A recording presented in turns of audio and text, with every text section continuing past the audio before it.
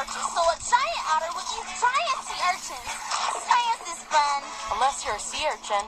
Even though no one knows what the heck happened today, it is safe to say that it's over now. And if it isn't, well, it oughter be.